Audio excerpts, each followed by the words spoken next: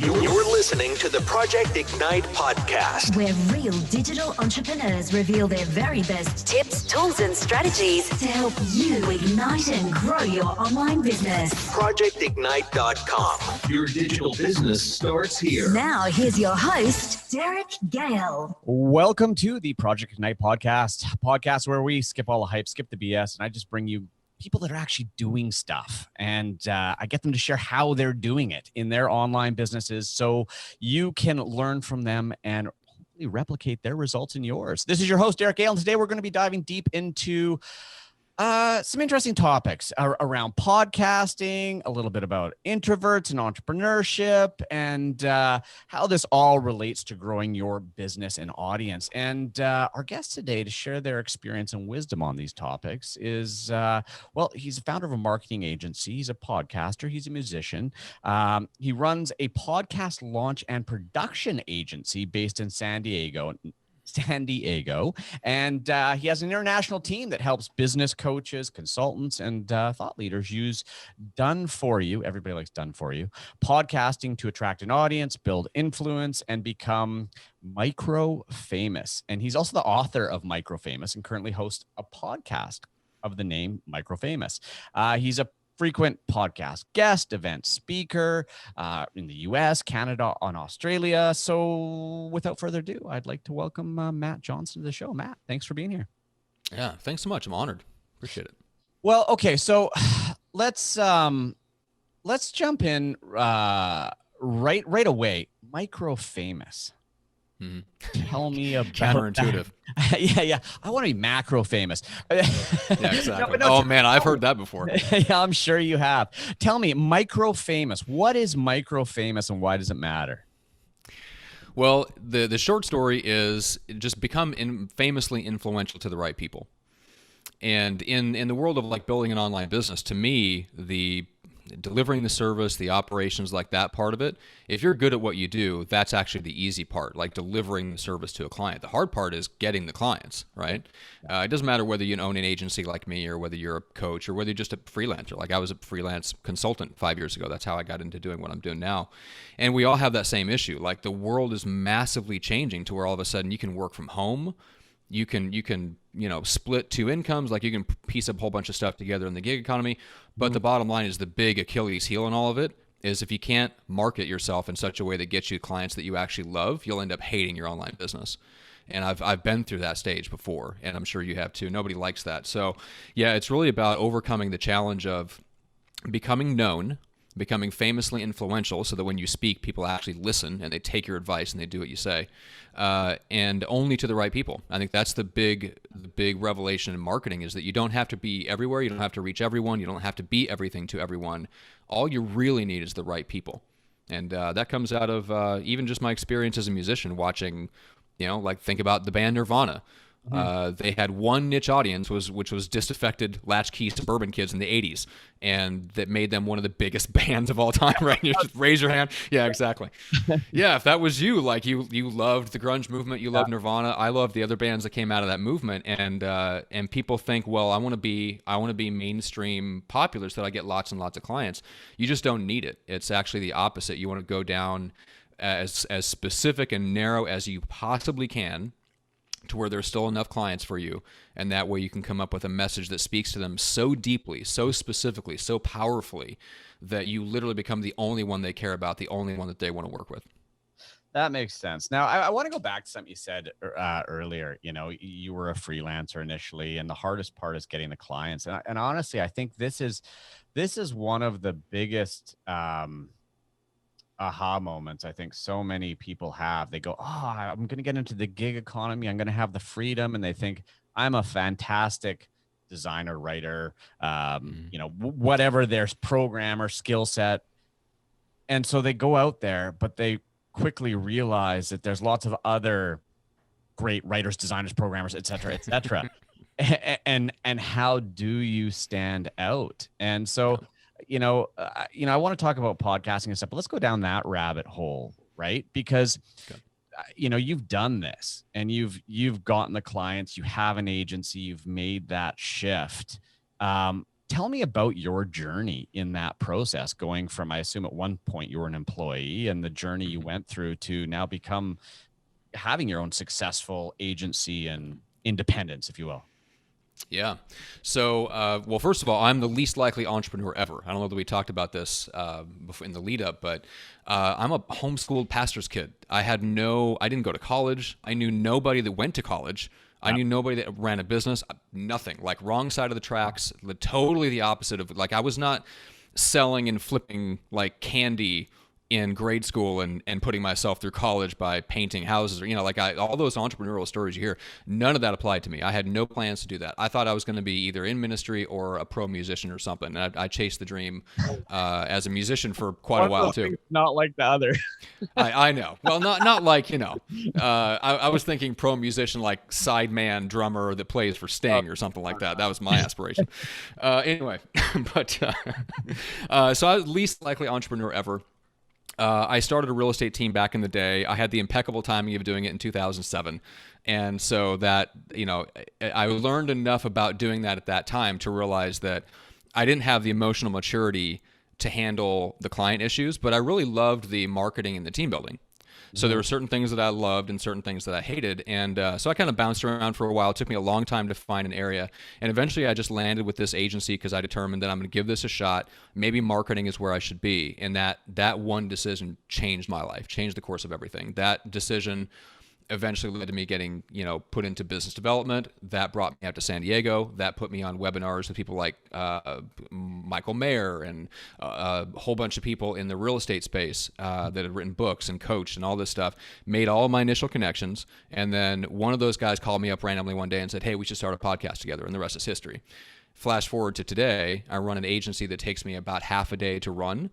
I live 8 blocks from the beach in California, and I live this amazing lifestyle I really couldn't have envisioned until I got into this digital world. And it's all because of the same things that we all look at, just the 4-hour work week, the promise of that kind of business. And it is possible. But I think there's some lessons that we can pull out about doing it as an introvert and other stuff. But if anybody's listening going, well, hey, I was never that person that had a crazy sales career. I've never had these big up and down roller coaster entrepreneur ride. Neither was I. And I still built a business that I love and a life that I love around it. So I think it's possible for anybody.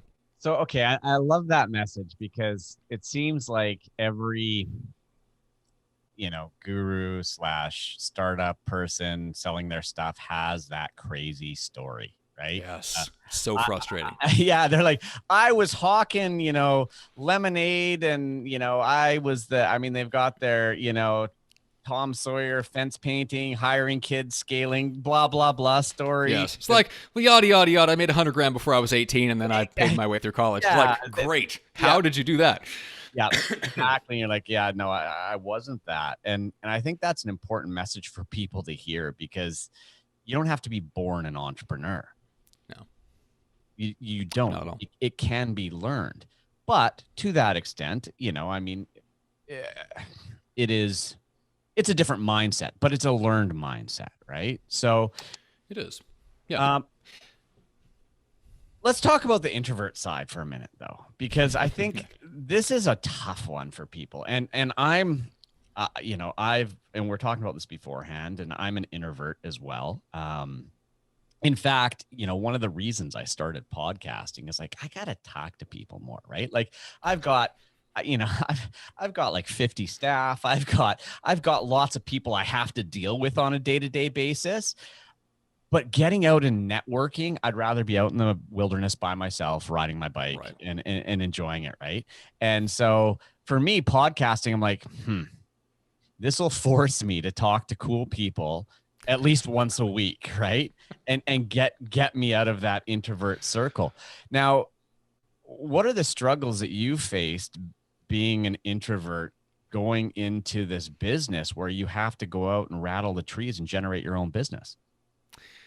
Well, oh man, I had some really funny occurrences. So when I first started doing business development for the agency I used to work for, the CEO, who's now one of my best friends, declared that I was going to go to events. I'm like, oh, this is we'll see how this works. Yeah. So I remember he told me the story after the fact. He said, one of the guys that was in the booth with me for like 12 hours, and I thought we had a great time, and we're just chit chatting. It was one of the kind of the strategic partners of the agency, so somebody that knew the CEO really well. And he came to the CEO. They were just chit chatting after the fact. Like, so you met Matt, and like, oh yeah, we hung out in the booth and stuff. He's like, but did Matt did he like me like at all? Which is the perfect example of an introvert thing, right? Yeah, because totally. I had a great time. I had no idea.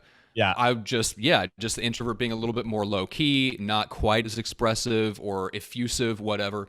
Events were not my bag. I'm wildly not interested. Like even to this day, at least at this point now, I don't go to an event unless I'm invited to speak. And if I'm invited to speak, like I try to make it clear that I'm not interested in the cocktail party and the after party and the after party like that. Like that's not happening. Totally.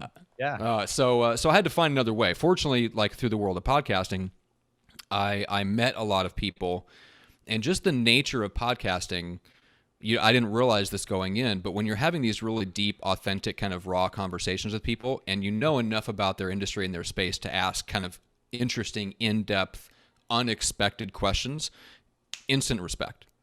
Yeah. Like from really high level people. Like high level people respect really good questions. Yes. And so I got into that world, and I had the aptitude for that. I was naturally curious. I read a lot. I learned a lot really quickly, and I was able to ask good enough questions to where really high level people just kind of generated that camaraderie and respect over talking about big things. Mm-hmm. And those are the ones that turned around and said, hey, I've been thinking about launching a podcast. I see you hosting this thing. Could you help me? And I got pulled into running an agency doing that, not because I set out to start it, but because I got pulled off of the other stuff I was doing in coaching and consulting businesses to do that by demand. So yeah, that was my experience with podcasting. To me, that's why it works, especially when you're trying to shake the trees. It's a lot easier to shake the trees by inviting somebody onto a podcast, having a great conversation, and either they turn around and hire you, or they refer you, or somebody in the audience hears you and goes, that person sounds like the kind of person I'd like to work with. Yeah. Yeah. I can't emphasize everything you just said there enough for our listeners. As you're saying that, I'm thinking back over the hundreds of episodes I've done now in both my podcasts, and how many times I've ended up doing business with a person, or they've said something that's opened a door for me into something I hadn't thought about. And it's funny when you're talking about speaking and going to events, and then I'm the same way, right? When I go to events and stuff, I'm like, oh God, I don't want to do all that. And it's funny for all the introverts that are listening right now. A little secret is introverts like Matt and myself prefer public speaking to one-on-one sales, because at least for me, I can go in and I can speak to 500 or 1,000 people all in one shot, get my message out there, potentially sell stuff without having to sit down one-on-one and network and do all of that stuff, which is amazing. And podcasts, you're right. You get to have these authentic conversations with people and ask questions and go deep into topics with people that, frankly, when you're out networking at events and stuff, how often do you ever get to have a meaningful conversation? It's very rare, man. If you can get the right people over a drink at a happy hour after the event day is done, those conversations are amazing. But that's what I love about podcasting, is they're the same kinds of conversations I would have with somebody over an old fashioned at a happy hour, where we'd have a half hour to go deep on stuff, except on a podcast, I can just cut straight to it. Exactly. And it's just amazing the bonds that you build. I think people underestimate just the relationship side of it. It's not about just inviting people on that you think are sales prospects and then having a podcast that's just basically the front half of a discovery call. Like to me, that's not a great idea, not good for podcasting in general. But if you're having conversations, real authentic conversations with people, they'll find out really quick if you're the type of person that understands their pain, knows what they're going through, has something to offer, that's different. I mean, this goes to the bigger point of, like, how do you create demand for what you do? But one of my friends, Chris Lockhead, the author of Play Bigger, said basically, look, if you describe the problem differently and in a new and unusual way that no one's ever heard before, their assumption is going to be that you have the solution. You don't even have to tell them what the solution is.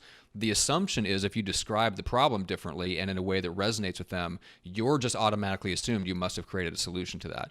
Sure. And so when you're out there just talking to people, I remember my old CEO telling me this. He's like, I can't teach anyone to sell like I do. It's like, all I do is just talk with people. I ask them about their business. I ask them interesting questions, and they'll go, you know, I heard about you. I really should sign up. What do you guys do again? Yeah. And I've had the same exact thing happen. Like I give people like the bare bones sales pitch, because by the time we're at that stage, there's so much rapport, so much depth of understanding between me and them that they know that I get what they're going through, and I've built something that's customized for them. And the only way you can do that is really to specialize and really understand one certain right person for you. Yeah. And again, for the listeners, podcasts are a mechanism to do that. They create that connection. They create those conversations, and you can do this in just about any niche, right? And the other thing I love about podcasts is it's a way to get people to talk to you when otherwise you'd have no channel to, right? You know, I mean, you can't just call up, just anybody like, hey, can I just ask you questions for an hour? Right. But this podcast is an amazing mechanism to do that. And that's what I absolutely love about it. So, as an introvert, were you hesitant to podcast at first? You know, I was a big enough of a podcast fan before that, and had done a little bit of speaking from like religious stuff in the past, that I wasn't freaked out about podcasting. I was scared because what's funny is I didn't start with podcasting. I started with live Google Hangouts, which would then turned into podcasts after the fact. So I was like full on live video right off the bat, which I love. I love being on live video. I didn't love it at first because it did take some getting used to. But the interesting thing about being an introvert in that case is that I'm in my own physical space. So I don't think extroverts understand like that when an introvert goes out in public or we walk into a cocktail party. Like, you ever seen that GIF of Zach Galifianakis with the calculus swirling around his head? Yeah. Like that is what's going through an introvert's mind when we're out in public at an event or at a cocktail party or whatever. There is like calculus going on in our heads of how are we going to do this and who are we going to approach and who are we going to talk to. I've heard extroverts talk about how they walk into a party. It's like their brain is not doing anything. They're not worried at all. They're not thinking about that at all. And so when I'm on a podcast, I'm in my own physical space. I don't have to think about that stuff. You and I can have this amazing conversation. It feels like we're face to face, but I'm not having to do all the other calculus of being out in a public place and thinking about the rest of the people, or thinking about if we're in a group, how do I make sure that person's participating and I'm not leaving them out? And how do I include everyone? And do I need to go leave this group and go to another group and all this stuff that we deal with at networking events? I don't think extroverts have any idea that that's what introverts are thinking. Yeah, no, you're right. We probably overcomplicate it. No, not at all. Massively. Perhaps a skosh. Just like a baby's eyelash of overcomplication. A little bit. Yeah, no, it is so true. And I guess I mean, one of the misperceptions is, introverts are shy or they don't like people, which isn't the case. I know that is I don't know why that is. I mean, I don't feel like that. There were times when I was less. I don't know if you noticed this about yourself, but I noticed that like as I got older and I just got more secure in my personality and kind of comfortable with who I am, I came across less as not liking people. What I realized is that I just have like a really small kind of inner circle of trust, and then everybody else is just kind of outside the circle. Yeah. So I don't know if that resonates with you, but I certainly don't feel shy or that I don't like people. Yeah, no, absolutely. No, and I think what you just said there, most introverts are going to, that's how, that's my paradigm as well, for sure. All right. So, okay, let's talk a little bit about podcasting now, because obviously you have expertise in that area. That's where you've now ended up, and this is, I always love these entrepreneurial stories as well, because you started off doing X, but ended up doing Y as a result of doing X leading you there. And, for all the listeners, I think that's an important thing to realize, because I have so many people that are looking for the destination. Where am I going to end up in my business? And the answer is you don't necessarily know. You've just got to start doing something. Because I see too many people sitting on the sidelines going, I want to have a business. I want to be an entrepreneur. I want to do this, but I don't know what to do. And I'm like, just start doing something, right? Like pick anything and start, sell a service, do something. And that's going to open doors that will not be opened unless you start doing something. And Matt, you're a perfect example for that, right? You started doing all these other things, and when you started off, I'm sure you weren't thinking, I'm going to start a podcast agency. No, God, no. Yeah. No. I mean, I started by getting one consulting contract with somebody to do marketing things, in quotation marks, whatever that meant, to help grow his coaching consulting business. It was brand new. He'd been doing some workshops and stuff, and he wanted to kind of expand. And he just knew he needed some help with marketing. Yeah. So I started working with that. That enabled me to transition out of full-time being an employee into being a full-time consultant, right? So I went from being a full-time consultant with the reservation that I could take on other clients. And so I was able to effectively moonlight and start taking on other clients. And that led to being able to like take that arrangement and kind of restructure it. So eventually that one consulting client became a business partner. Like I ended up as an equity partner in the consulting business. Right. And then I was able to kind of narrow it down to where, okay, well, these are my responsibilities. And then I eventually let go of the equity share and just said, hey, I'm going to be your podcast producer. Let's narrow the scope down to what I'm doing for other clients, because I'm gonna just go be an agency owner. So yeah, it was very gradual over the course of a couple of years. I didn't leave and determine, hey, I'm going to be this kick butt entrepreneur and grow a 7-figure business. That was not on my mind. Like for me, the idea that I could work 20 hours a week and make what I make now was so far outside of my reality.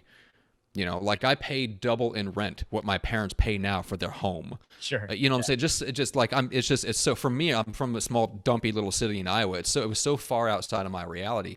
I wasn't thinking about that. So that like anyone that says, well, I'll give you a controversial opinion. And this is not in the book. Anyone that says mindset has to come first, I disagree with, because my mindset was all sorts of screwed up. Yeah. It got better by focusing on just putting one foot in front of the other and saying, I don't know if I can do any of this stuff, but I have a lot of successful friends now that seem to be able to do it. And if I could just follow in their footsteps and do what I think that they would do, I bet I'll get maybe not the same results, but at least good results. Sure. And that's exactly what happened. And then once those things were in place, I was able to just keep building on top of it and ended up building up something that was suited to my personality. But I definitely did not start off with the mindset the right way. And I didn't start off with anything kind of in my corner that way. Here's a Freudian rabbit hole to go down then. Why was your mindset screwed up? Like when you say screwed up. Okay. I'll give you a couple of things, and some I don't have all the answers to, but I grew up super old school Pentecostal, like virtual vow, but like if you're in the right, you've basically taken a vow of poverty, to in my teen years going super charismatic. If you're not rich, there's something wrong with you. So either way, there was something wrong with you if you weren't either dirt poor or insanely rich. Like that was the swing that I took in my childhood. So I came into my 20s with all sorts of weird, like just completely conflicting ideas about what does it even mean to be successful?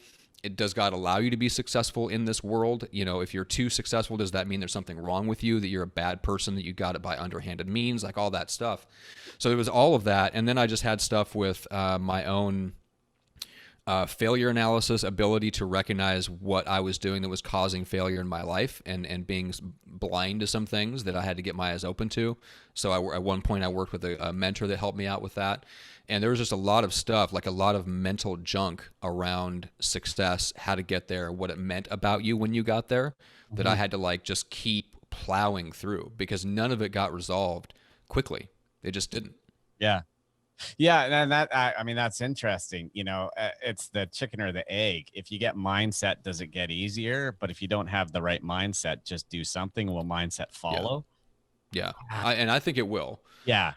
There's an amazing book called The Systems Mindset. I don't know if you've ever heard of it. Sam Carpenter. It's one of it's got to be one of my top 5 recommended books of all time. And that basically taught me what I kind of already had started implementing, which is that if you get the systems right, the systems produce results. Your mindset can take a back seat as long as you're working on the systems of your life and your business and stuff like that. And so, for example, I just turned my business into a collection of systems. So we have a set of processes that spit out this and a set of processes that spit out that. And now I'm at the stage where I kind of have my own sales and marketing system down for myself, but now I'm working on the system for bringing other people in and teaching them how to do what I do in terms of building relationships or even taking sales calls or whatever. Each one of those is like a little system within my overall business. So I focus more on just those things that I'm building, and that's where my faith and that's where my mindset gets poured into, is just building the best system I possibly can. Sure. Not getting up every day in the morning thinking, how can I be the best I can be today? I'm always focused on what system am I building today, and it takes the focus off of me and my mindset, and it puts it onto something external that I can control, if that makes sense. Yeah. So I think that's not going to resonate with everybody, but if you're a personality type like me, that's like water in a desert, just that mentality. That's fascinating. That's fascinating. Okay, so then this is just a whole fascinating rabbit hole to go down. How did you go from the, money's bad to money's good mentality? How does that happen? Well, I had to do a lot of work with my mentor about that, rereading, I mean, even to the point of like rereading, rethinking things in the Bible, what's important, what's not. Even down to the point of like me and my dad both went down the rabbit hole of, like what books in the New Testament actually should have been there or can be proven to be written by the people that like I literally had to dig so deep into my background of all the stuff that was kind of screwed up. Yeah. And eventually just get to the point where, look, I believe we live in a capitalist society where for the most part, the amount of money you make is directly tied to the amount of perceived value you give to other people. Sure. Like in that kind of environment where it's not based on you thieving, stealing, using political power, whatever. It's not based on that stuff. It's based on your ability to deliver value to other people, right? Yeah.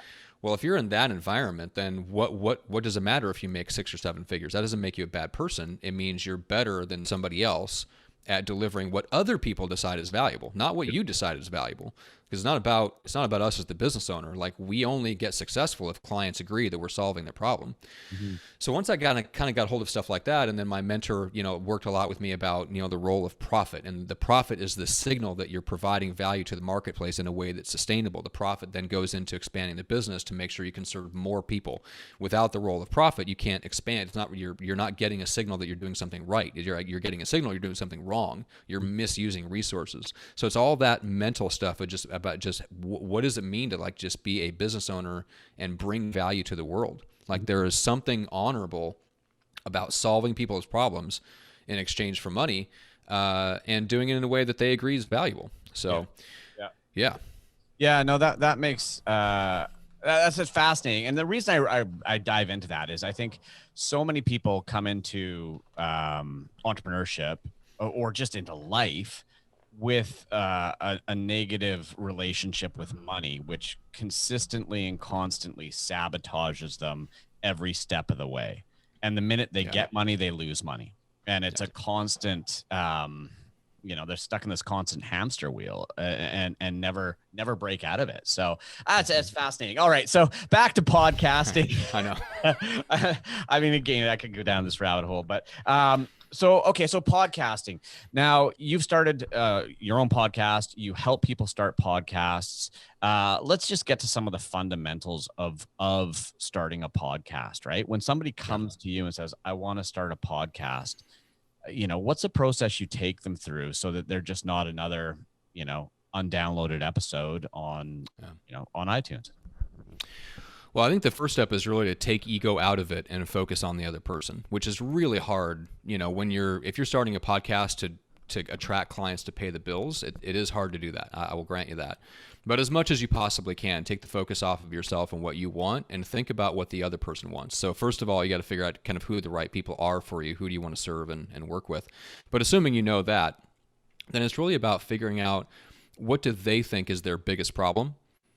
And how can I create content that helps them solve that problem in a way that's really unique and different?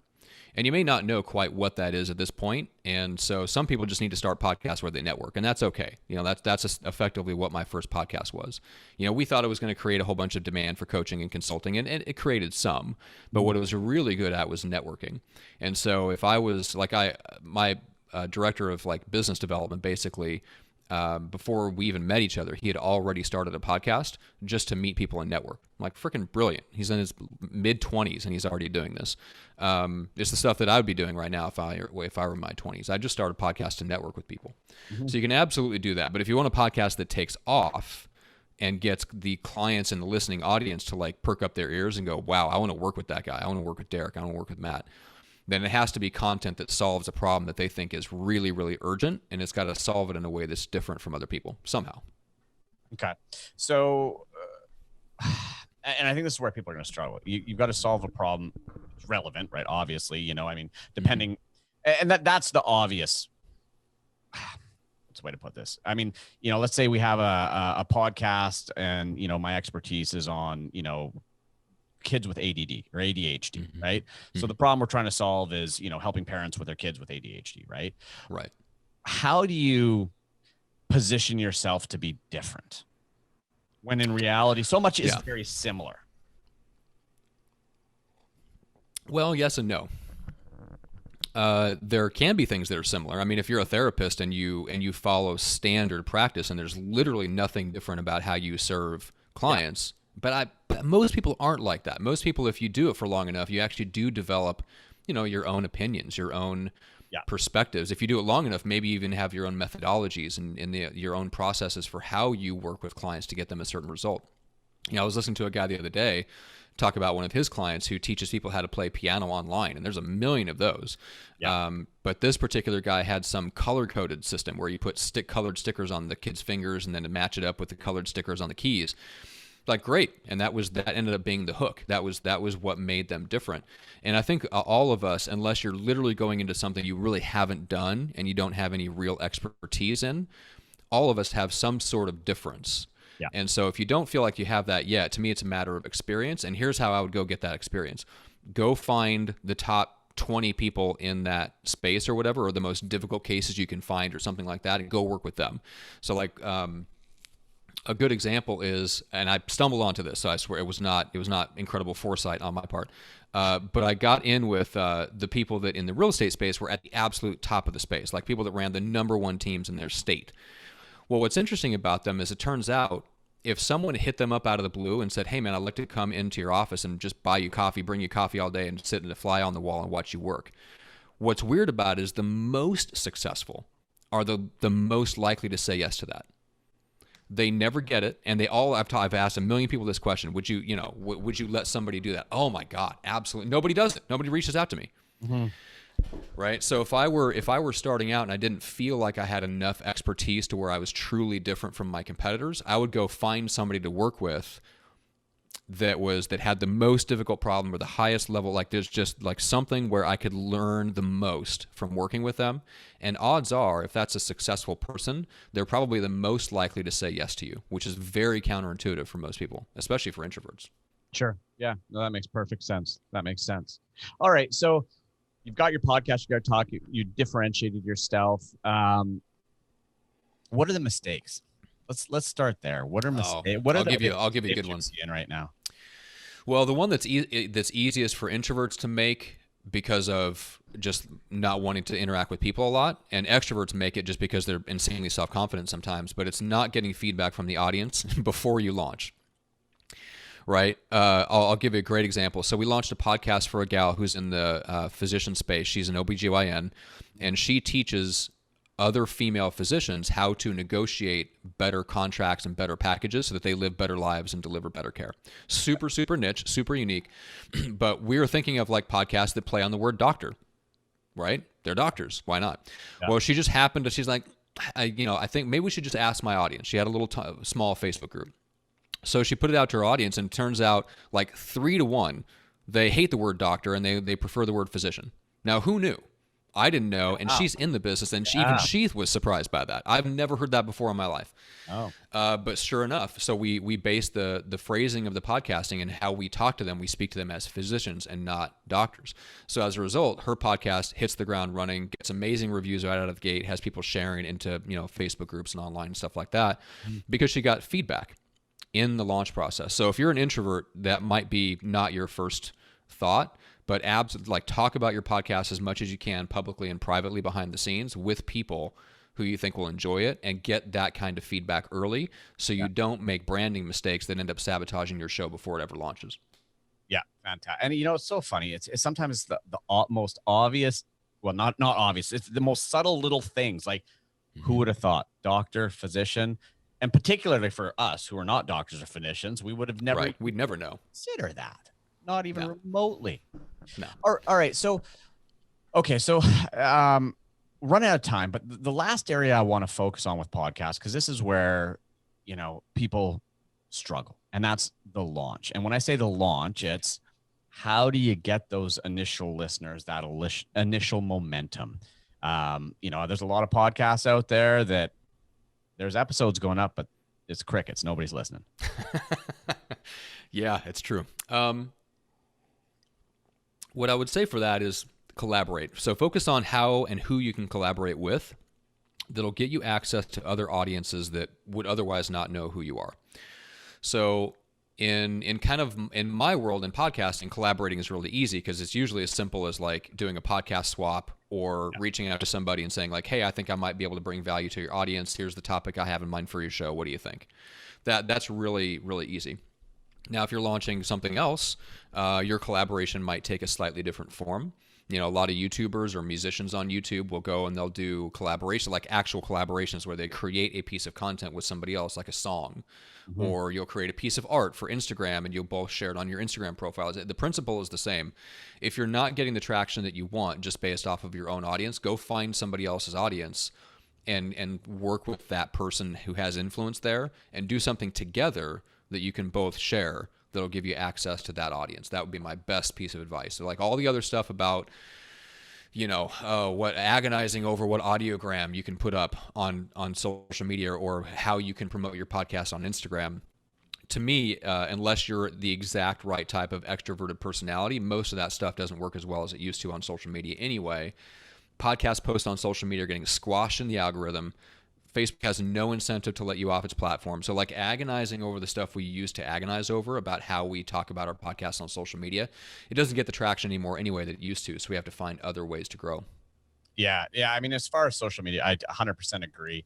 The only thing I use social media for is when I produce an episode, I push it out to my existing following and I'll boost it off my page because, I've got 50,000 people there, right? So yeah, that makes sense. But organically or getting reach, it's tough.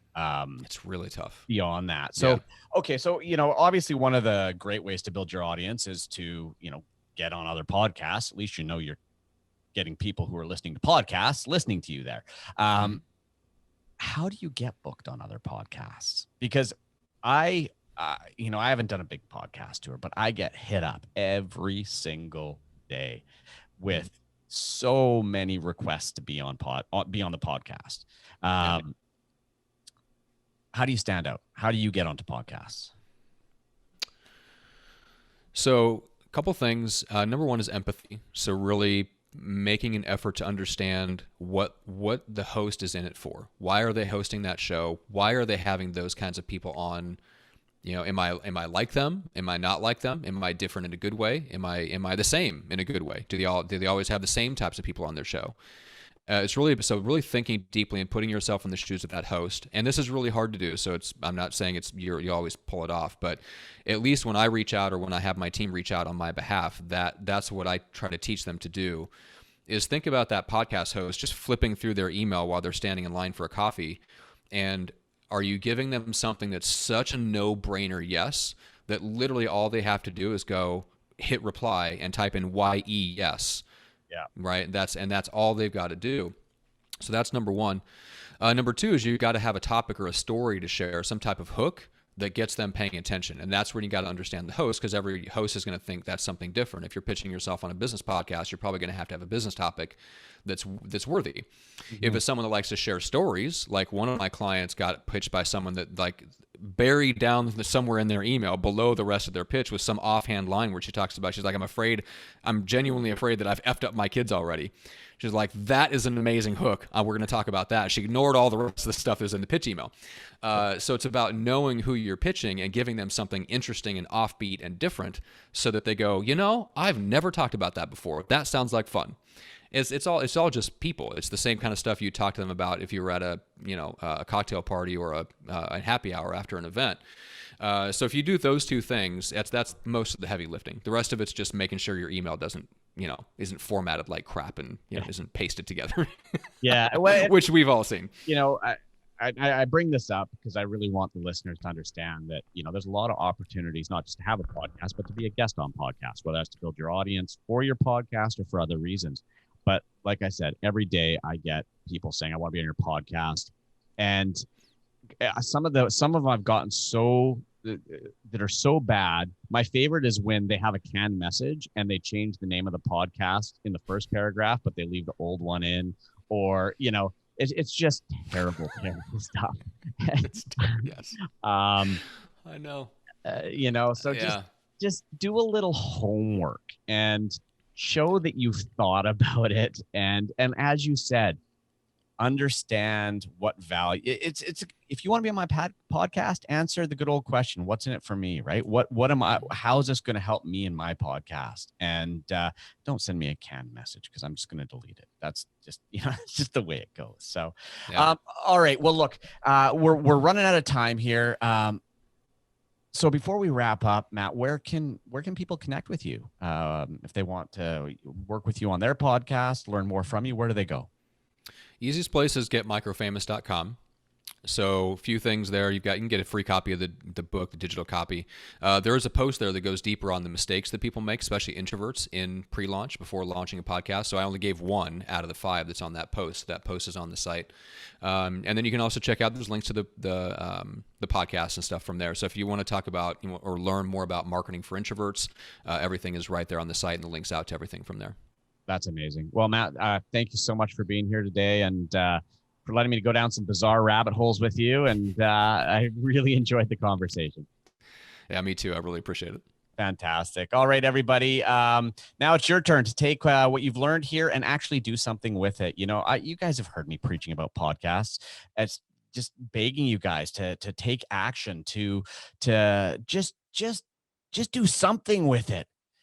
Because it's such an amazing platform, not just for growing audiences, but also for connecting with amazing people like Matt, people like the people I get to talk to every single week, people that could help you grow your business. So you just got to take action.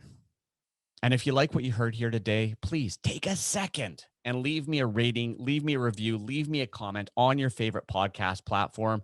And folks, that's a wrap. We'll see you in the next episode. Thanks for listening to another info-packed episode of the Project Ignite podcast with Derek Gale. Any links mentioned, along with an entire transcript of this episode, can be found at projectignite.com/podcast. And to make sure you never miss another episode, go to iTunes or SoundCloud now and subscribe.